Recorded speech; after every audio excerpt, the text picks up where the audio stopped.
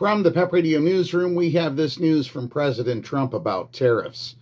U.S. President Donald Trump suggested Friday that he may punish countries with tariffs if they don't back U.S. control of Greenland, a message that came as a bipartisan congressional delegation sought to lower tensions in the Danish capital. Trump, for months, has insisted that the U.S. should control Greenland, a semi-autonomous territory of NATO ally Denmark, and said earlier this week that anything less than the Arctic island being in U.S. hands would be unacceptable. During an unrelated event at the White House about rural health care, he recounted Friday how he had threatened the European allies with tariffs on pharmaceuticals.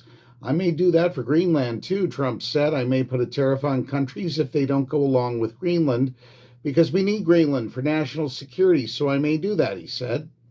He had not previously mentioned using tariffs to try to force the issue. Earlier this week, the foreign ministers of Denmark and Greenland met in Washington this week with U.S. Vice President J.D. Vance and Secretary of State Marco Rubio.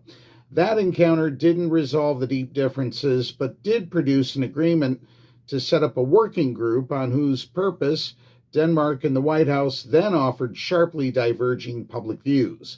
European leaders have insisted that it is only for Denmark and Greenland to decide on matters concerning the territory, and Denmark said this week that it was increasing its military presence in Greenland in cooperation with allies.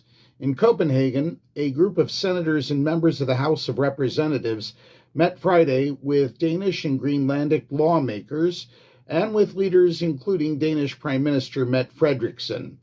Delegation leader Senator Chris Coons, a Delaware Democrat, thanked the group's host for 225 years of being a good and trusted ally and partner, and said that we had a strong and robust dialogue about how we extend that into the future. Senator Lisa Murkowski, an Alaska Republican, said after meeting lawmakers that the visit reflected a strong relationship over decades, and it is one that we need to nurture. She told reporters that Greenland needs to be viewed as our ally, not as an asset. And I think that's what you're hearing with this delegation. That's what we know for now. From the PEP Radio Newsroom, I'm David Moore.